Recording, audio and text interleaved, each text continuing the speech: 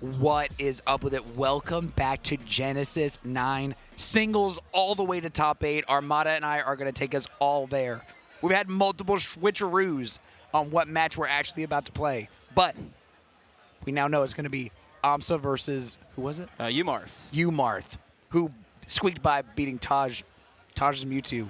Oh, Taj's Mewtwo. With me is the legendary Armada, a player who I say needs no introduction. I did see that it said that you were. It listed you, one of the content pieces. It said Armada commentator.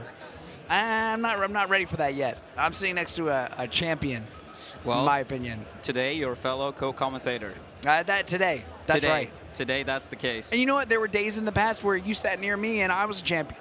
That is true. That is true. Was it like number 6 at Genesis? Something like that? Something like that. Something like that. You could say also second in teams. That's true. Which is I think that's an accomplishment. Yeah, that's true. I don't think I ever played your team. No, we didn't. But I did play other top teams with Dark, my companion. Yeah. Dude, that guy was so good in teams. Yeah, it was a very, very good. It was a good teammate. It was like a last-minute thing, too. Oh, that makes it cooler in a Yeah, sense. it was very, very cool. But anyway, Amsa in the losers bracket. Amsa, everybody I'm sure in the Melee world knows, Amsa was ranked 2nd in the world for 2022 as of yesterday. And the first seeded player for this whole event. Yeah, I heard it before the tournament that the first seed curse has started to be a thing. I think it was something like the last 8 or 9 super important tournaments. The first seed has actually not won. Dang. So maybe these days you don't even want to be first seed going into a tournament. Honestly, I think it's more a coincidence, but I think it also is telling... It's also a good narrative. Yeah. And I think it's also like, the landscape, like so many players that can win. And I mean, Amsa like getting 2nd in 2022, mainly due to a super strong second half. But yeah, let's get started. Yoshi versus Marth. I will tell you, Armada, I don't know much about Yoshi versus Marth. Honestly, besides Amsa, Zain, and eventual practice partners for both, we're probably all like a little bit in the dark.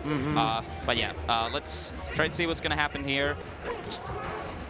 189. I think this is also such an important part for like honestly any play. Unfortunate by 190. Clipped. Very important for like honestly all players, all characters, to make the most out of your high percentages. You can see that in a lot of players like Hungrybox, like tanking out that stock as far as possible. Yes. It's gotta be painful to kill the other character, right? I feel like that's something you definitely excelled at. I just remember watching so many of your sets where you're at super high percent, but if you don't get hit, and if you're not trading, you can get a lot of extra credit. You can make people suffer at a KO, but you got to be very good at the game. Yeah, absolutely. You got to have very good movement, very good spacing, very good decision making. It's tough. It takes a lot of discipline. It does. And I think also it comes down a lot to knowing like, even if I get hit here, I don't die. So playing like calculated risks, essentially. I never knew how to do that. Somebody's got to teach me that. Oh, he's going for the down B, and it kills. What an ending. Wonderful. What do I do about this red Yoshi? How can I win? I think one of the bigger issues for uMarth in the first game was Amsa was like straight up attacking a lot. I think for uMarth, probably gonna try to play a little bit more safe, a little bit further away. As we say But do you ever play a little bit more safe and then you realize that you're just playing too defensive and you get rolled over? That can absolutely happen. That can absolutely happen. It's very important to like mix it up. Once your opponent thinks that you are only in the mindset of drifting back, that's when you want to strike. These top players can smell it. Yeah. They can. It's almost like it's not body language, but your character almost has like body language. It does. Like if you're afraid, for example, like you can see sometimes in the movement it's a little bit shaky. Yep. Actions like quick side Bs, for example, with spaceys, that can be a tell of like your mental state in the game. Absolutely. Yep. You know all about that, Armada. You know all about it. Do you know that this character actually is even better in PAL? Not even all the other characters. Like he's heavier, for example, so it's even harder to kill. Wow. And some of his smash attacks are also stronger. They decided to buff Yoshi and PAL. Yeah. Little did they know that Yoshi's actually sick. Yeah. I didn't know. I thought that, for me, if I can't jump out of shield, I cannot believe that nair was enough. Amsa knew. And that's like 2 games in a row where the final kill has been Amsa just going like deep off stage, and I'm dying here, and that's fine. Yeah, I noticed that he was doing that earlier too. It was versus Puff, and he went for it, and he died, and he didn't actually confirm the kill. And then he just did it again the next stock because he was up by so much. This game too, he was up like 3 stocks to 1 or 4 stocks to 1 or something. Ugh, the parry. And then again, dude, this is like a replicate from game 2. I think it started exactly the same way. Early kill on the opposite side this time though. Well, congrats to uMarth for getting 25th at Genesis 9. That is quite a. It's looking No, very you rough. can't call it so soon, but Yeah, it's looking that's very looking rough. grim. Looking grim. So you're a speedrunner now, so you talk about backup strats, right? Yeah. I love talking about the combo route backup strats. Yeah, no, that's super important as a player. Like knowing like when your A thing might not be working, what can you bring next to the table? Absolutely important. Both with combos, strats, whatever it might be. Dude, Amsa he's playing insane right now. This is a man on a mission. Oh no! Oh my god! And grounded Down B down as B is well. hard is stronger, right? Yeah. Oh, dude. Oh. Wow, just grabbing lead. But wait a minute. He's just eating all the hits. That was a quick 3-0 Armada. That was a very quick 3-0. Especially for being, this type of matchup. Honestly, like, with Yoshi, it's almost like he's, crouch canceling in the air with all of, like, Yes. just this armor. Amsa really, really strong display in the matchup. He's challenging the first place curse. Yeah. First seed curse. Yeah, he's a man on a mission now. Armada's telling me this is a thing now in our community. I If mean, you're the first seed, it's extra hard to win. It's extra hard to win. It used to be easier, but now... Not anymore. Yeah, it's harder. It's a second seed premium. Yep. Who is the second seed of this event? Maybe Zain? Maybe Zain? I I'm not don't sure. actually know. Probably. And I think all our technology is down, so I can't look it up. Yeah. Yeah, the brackets have been down, like, for periods of time today. Yeah. Today. But a very impressive showing from Amsa. Very excited to see more sets from Amsa. So a round of applause for uMarth. Like we were saying, a phenomenal performance at such a stacked tournament at 25th place. It's got to be 25th, right? Round 24, if you lose. No, then it's 17 then, right? Whatever Armada said. I think so, because if it's like I'm a top big 24, picture guy, Armada. Yeah. When it comes to I'm the kinda little opposite. details. I'm the opposite. And that's I'm why not they much put of a us picture together. guy. That's why they yeah, put us yeah. together. You can take care of the pictures, I take care of the numbers or something. I don't know. We'll make it work. Who's your favorite to win the tournament? I'll say Cody because he's my boy. He's my boy. Really? Yeah. How did that come to be? I mean, all these tournaments, we always hang out a lot. Okay. And we became very good friends over the years. And That's super cool. even to this day, like even though I haven't been in the U.S. for a long time, we still, keep in touch a lot. So I'll always say Cody because he's my boy. But if I'm not cool. allowed to say Cody, then I would say Zain. I was going to say if you're not allowed to say Zain. Oh. But then you say Cody. But if I'm not allowed to say either, then I'll Now you're not actually, allowed to say based either. on today, based on bracket, I think Plup is actually like secretly working in the shadows now. For some reason, it's just my hope that Plup could take one home. I really love seeing Plup play. Yeah, no, me too. Plup has always been one of my favorite players to watch. Ever since he swapped to Sheik, I fell in love. Yeah. I fell in love. I'm actually thinking about picking up a secondary, and I'm thinking about trying Plup-style Samus to learn the Plup core. I mean, I think Samus can be a very good character for, like, more neutral game in the game. That's what you need to rely on Samus. Of course, you need to rely on neutral game with all type of characters, but when you have a character that doesn't have that strong punishes, relatively speaking, you're going to be forced to play more neutral interactions, right? So I think characters like Samus, Mario, they can be helpful in that type of way because you can't rely on, like, extremely, like, strong tools. Yeah. So It'll make you a more well-rounded player. Yeah, absolutely. I think so too. I don't think that I'm a very well-rounded player, but I'm practicing. That's Okay, good. Armada. That's good. I'm Aren't you on the practicing. box these days as well? I am on the box these days. How's that right then? I swear to God, I played this game for a long time. I can't dash dance like 5 or 6 times without jumping. Oh, really? I always jump. Are you sure that's not a controller issue? Because I've actually experienced one controller many years ago when he dash danced. Maybe it was, but jumping. I have no idea. It's just really hard for me to go left and right. I see. I mean, if it's hard to go left and right, then it's probably not a controller You know what issue. I mean? Yeah. So But the on digital box- controller, I think, is better for my unique brain and my mind-body complex. I mean, So I've see. been really enjoying it. Yeah, I would say that it's just different. I think it's harder to drift. Drift's important. Yeah, that's super important. With Falcon, I'll tell you what's really hard is like reverse up being. I see. I see. It's I mean, really I hard. can imagine that. I've never It's just tested something playing in the basic box. that you can do really easily on the analog stick, but like with digital inputs, it's really wonky. Yeah. But it's way easier to do, for example, like the Wizzy Tech chasing. Dash back out of crouch, way easier. And for me, like getting consistent wave dashes, it's way easier because my wave dashes are just disgusting. I'm just not very good with the analog stick, Armada, okay?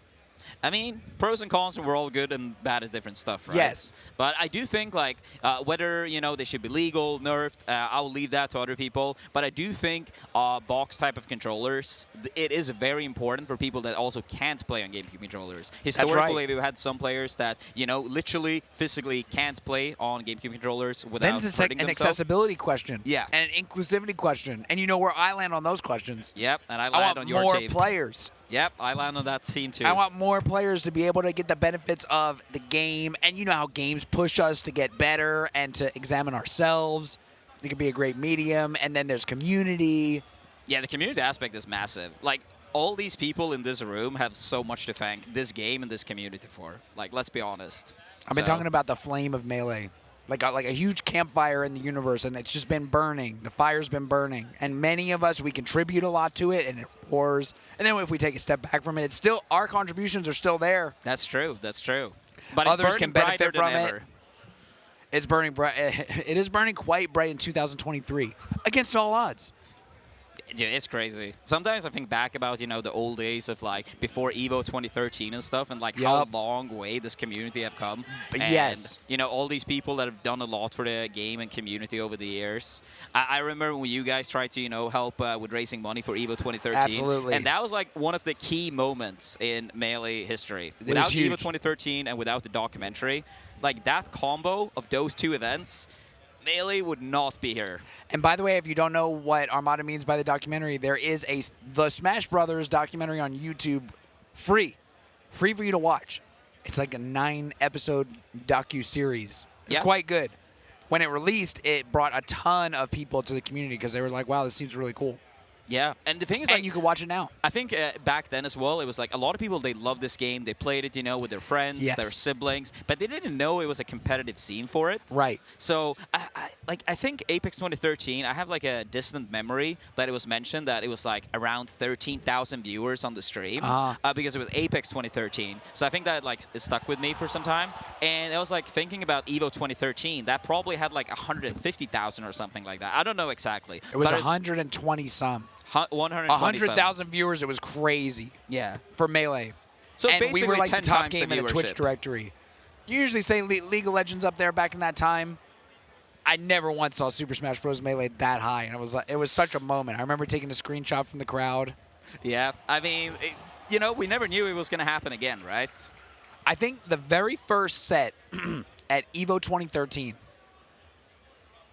was you versus Shroomed. And I remember this the top because 8. Yeah. Shroom was playing like the black coat Mario, and game 1 was on Battlefield.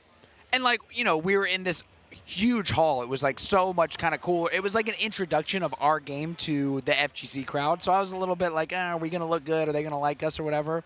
And I remember feeling like it was so underwhelming because on the projector, you could barely see Doc. He just blended in with Battlefield. It was just all, you just saw Doc's huge nose. And every time Shroom wave dashes, he's like, whoa, whoa, whoa. It was a crazy sound and like the pill sound. I was like, oh man, people aren't going to go for this. But it got better and better.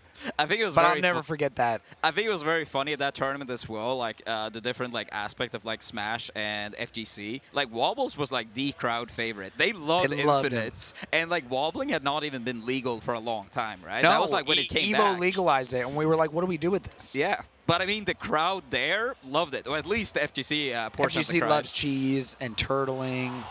I mean, they got what they wanted, and I mean, maybe that played part in the Melee coming back the next year. I mean, we're talking about this open-mindedness that I think we it's generally good. We need to be open-minded about the different ways you can play the game because If I'm playing an opponent, they slow the pace of the match down, and I get angry, that's not a good solution. Yeah. Probably just going to lose to that player. Whereas I need to find a way to accept that that's one way to express yourself in the game and rise to that challenge. Yeah, no, I totally agree. And the thing is also, like, if We you can are be getting... judgmental sometimes. I mean, of course, like, we don't like, As all you know, humans all can. play styles. We don't like all characters. And it's fine, right? But as you're saying, if you're getting frustrated, that's on you. But also on top of that, I feel like if you are getting frustrated, in a sense, you're almost encouraging your opponent to do it more, right? Absolutely. Sometimes I tell people when they're talking about like ledge camping and stuff, at EVO 2013 when I played against Mewtwo, in the very first game, he was playing Sheik against my Peach, and he was hanging on the ledge for probably a solid 40 seconds. And I was like, I'm equally as more stubborn as you, so I will wait here, and you can hang on the ledge for however long you want, and I'm fine playing that game. And then eventually took an SD, right? He got the message. And then ever since that tournament, besides me holding a Stitch face, he never tried to ledge camp me once again, because he knew that, you know, he's not going to engage with that. I made that statement. But, you know, all these people that went to the ledge, you know, get gimped at 20 as like Fox or Falco, then it's like encouraged. Yes, and it happened so many times for Mewtwo King. Being someone who was very close to him and followed him through many years, there's so many times where he was losing and he would just go to the ledge. And the opponent would get impatient, and he would do like regular get up grab and cheese him, and it was like, oh my god. I honestly think that's their fault. I think it proved that if you don't let him get away with it, then he accepts that. But how come no one could help themselves? How come no one knew what to do? It's like the harder people didn't want to approach and just get gimped, they would.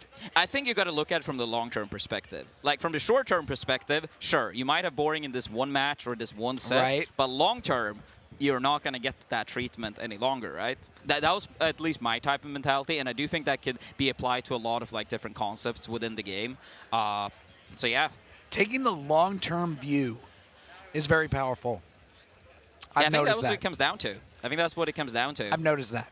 And I think it can help us bounce back from losses in bracket. It can help us bounce back from rankings that we may or may not approve of. Taking the long view can help us focus on our skill and growing as a player, and less about what just happened today. But what happens today matters so much too, right?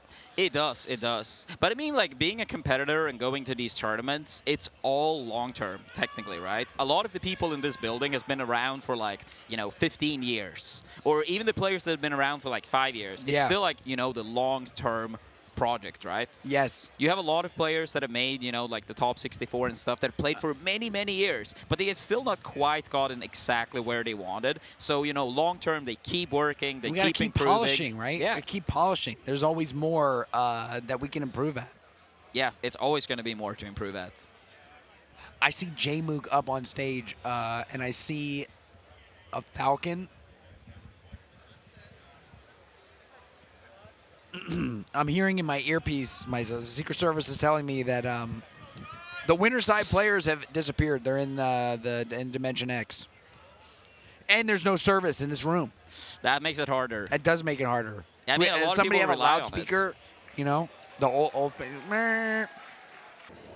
I think that's one of the more beautiful parts of Melee. Like how much you can express yourself within the character, and how much you still can perform at such a high level, despite the different philosophies on the game, play styles. It's amazing. And we all come together month after month at these tournaments, and we work those, and we put our philosophy to the test. Don't do it to a Jmook. Don't do it to him, Jmook. Oh, dude. That move into the backer as well, that was style. That was style. That was a statement, Scar. That was a statement. It was a statement. And I have always thought of None as really good for Sheik. He's one of the first Falcons who was beating Mewtwo King. Mewtwo King Sheik. And he did it a lot of Which times. shut down so many Falcons for so many years. Yeah, he did it several times. But Jmook is looking disgusting. Oh my goodness, Armada. Dude, that up smash is so strong as well. How many stops did Jmook have? 4. No. 4. Also a man on a mission. Require a read, absolutely. Oh, the slide off. We're all holding down the C-stick now, Armada. Yeah, everyone turned into a Peach main. It was optional for most of the cast, but not anymore. We're all holding down. I mean, Peach mains, they knew the way. Hey, yeah. Yeah, he was so far in, too. She crouches very low after her up B when she lands, and it can be hard to get that spacing. Oh, double, triple, quadro! 4! Can Jmook come back? Stop! And wow. The backer as well. 4! I have never seen 4 knees in tournament, especially in winners quarters. And None is just sitting versus there a player nothing. like Jmook. That's actually one of my favorite things with None. He can pull off the coolest stuff, and he's sitting there like he just did, the most basic stuff. He looks no different. Yeah. Does it even register? I don't know. That None is just next level. But yeah. Someone told me in the crowd that for Falcon, up throw knee, port 4 matters. Yeah. I can't up throw knee certain cheeks.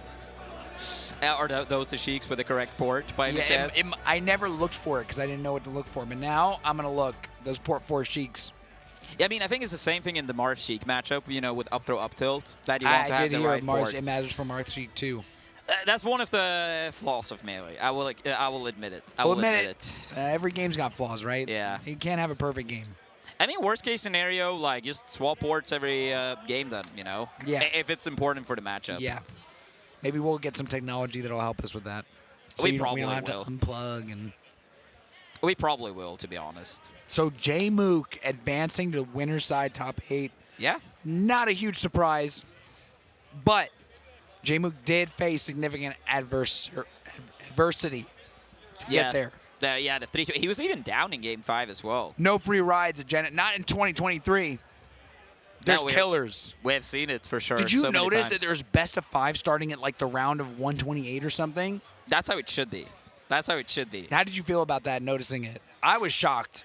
I mean, I totally understand the complications of, running a tournament of this scale. Or, I mean, I understand, like, with delays and stuff, that a lot of TOs might not want to run best of 5 for that long. But I think for both viewers and competitors, it adds a lot to it. Like, a lot of the most memorable sets in Melee history are best of 5s. It's true. Even, like, best of 3s at EVOs, I mean, you still have, like, a lot of the best players. But I still feel like the best of 5s, that's going to be the most memorable sets between the best players. Absolutely. So, best of 5, it's more interesting for viewers, more, potential for a big comeback, more potential for a big adaptation that made a difference. And honestly, sometimes... It takes time for those adaptations to come out. Yeah, it does. And also, like, in some of these games, when someone has an unfortunate SD, it hurts so much more in a best of 3 than in best of 5. Yeah. So that's also a large part of it. And for players, you are essentially, giving the players more chance for consistency. And if you truly want to ask who is the best player in the room this weekend, then given as much consistency as possible is the best way of doing that. If you We're going to get a better answer. A better more answer. Scientific answer. Yeah, like imagine if we played more data. Imagine if we played a whole tournament in a best of 1. Of course, it would be upsets left and data. right. Yeah, but best of 5, I think it's like the sweet spot for Melee. It's a sweet spot for Melee. The sets are not too long, generally speaking, and you give the players enough time for the adaptation. We've got so much more best of 5s. Actually, how many more, I can't actually tell you, because we are getting close to top 8. But there's definitely more Melee coming your way. We're going to go to a quick break, but we're going to be back soon with some more leading up to top 8 Melee at Genesis 9, so stay tuned.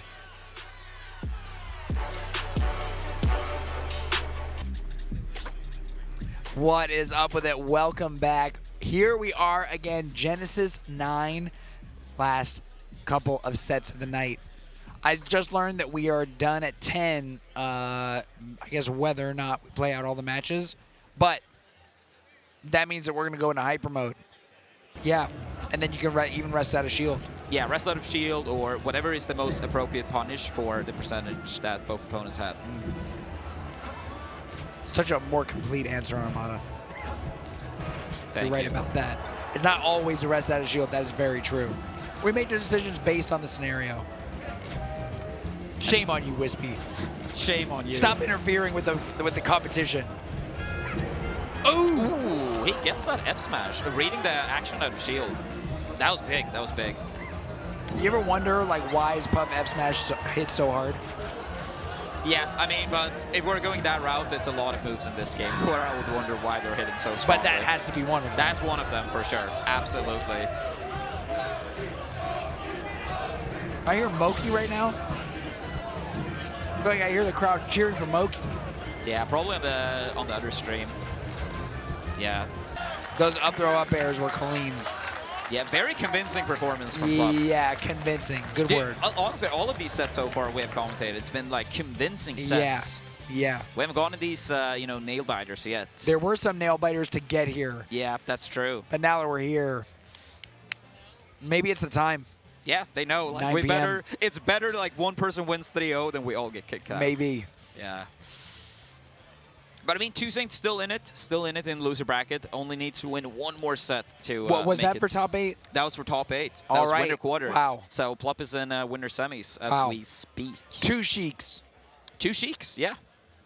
Strong performances from both Plup and Jmook. That's what happens when we ban wobbling Armada. The Sheiks take over.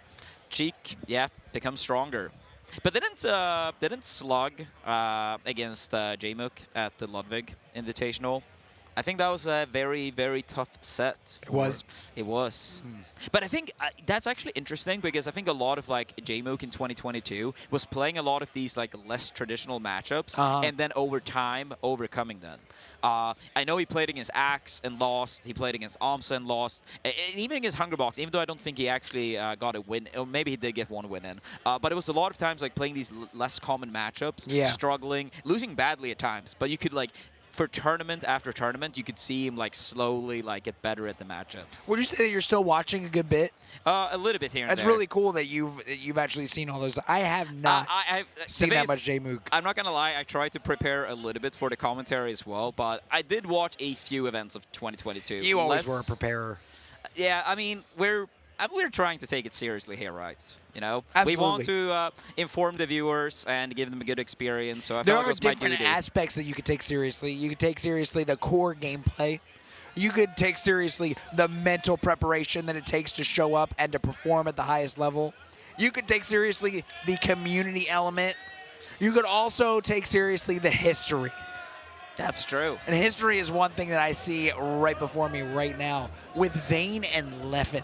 And I will also say this, personally, I'm very happy that Leffen swapped to Sheik in the matchup. Whether the Fox or Marth matchup is, you know, how good it is, how bad it is, I'll let everyone have their own opinion. But sometimes I feel like as a competitor, it doesn't even matter, is this matchup good enough or too bad? If you believe it's not worth playing, then I think it's better to commit to a different solution than keep playing it. Yeah, I feel like you're saying, like, as a competitor, you need to be able to go in confidently. Yes, Whether absolutely. it's a better matchup or not doesn't matter as much as whether you feel prepared. Yeah, because I feel like if you keep playing a matchup you truly don't believe is worth it, then it's going to be probably leading to more frustrating moments, maybe even in this set. Long it's like, view. oh, yeah. This is the long view. The long view, yes, yes. Jay, you're talking about having a long-term perspective on these character matchups. And I think long-term, this is a better solution for Leffen. He feels more confident, he believes more in the character, he believes more in the matchup. And it probably makes it more fun to prepare as well. That's a big part of the game, too. If you're not having fun, man. I think that's very big in this matchup. Like, both characters end up in a lot of spot touch scenarios, especially Sheik. And that reverse F smash. I have not seen that hitbox, maybe ever. I don't know. It's extremely rare. That was a weird one. Yeah. Clean 2-stock. Yeah, Zain having the Eye of the Tiger right now. The Eye of the Tiger. I mean, it's important as a competitor, right? Yes. You got to let them know what's up. Absolutely. And it's hard to sit down in the setup and have that mentality and that ferocity every single set. But that's what it is. That's what the game is. Absolutely. And yeah, Zain moves on. That was the most competitive set we probably got to see so far. Yeah.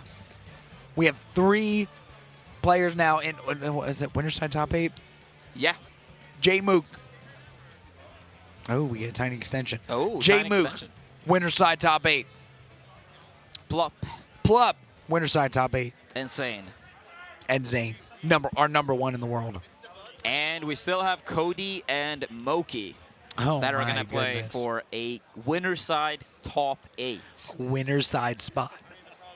Winner side top 8 is guaranteed. Fifth? That sounds right to me. Yeah, That sounds completely that's correct big. to me. Like fifth or, potentially ninth. Ninth, probably one of like the hardest placements to accept. Ooh, it hurts. Because top 8 is like, playing in the biggest of stages. I feel like top 8 wasn't a thing before Evo. Do you feel that way? Not as much. For the Melee community? Nah, it wasn't as much.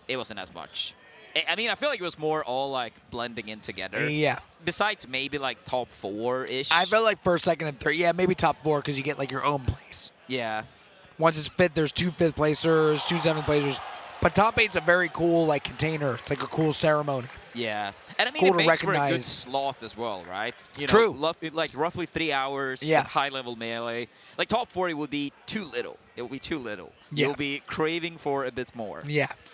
I won't quite be satisfied. Do you think we're going to have Moki Doke? Oh, I see Kodorin. I see Kodorin. I see Kodorin up on stage, so this could be a loser side match. Yeah. I mean, if we got the extension, maybe they have enough time for losers and then go back to winners. Right. Or, I don't know, if they're doing anything on a potential other stream. But yeah, if we didn't have the extension, I expected Cody and Moki. Unless that somehow happened elsewhere, but I really don't think so. I don't think so either. But we can't check. Yeah, we can't check.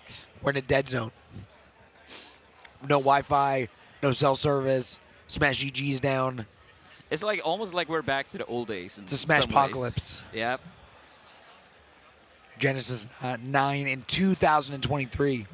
That's beautiful to think about. Imagine next year it's going to be Genesis 10. The That Spirit almost Bomb was sounds actually crazy. happening 10 years ago. Yeah. It was January 2013 was when the donation drive happened for that EVO 2013 placement. And we get to see Puff playing through some single-player mode. You might not even know that Melee has a single-player mode that's this cool. But guess what? It does. Now this Puff's going to fight 1 billion Yoshis. But they fly pretty far. I don't love the fact that the crowd is so hyped for it. That's 2 Zain. Okay, I wasn't sure what was going on. I didn't even look. But 2 Zains.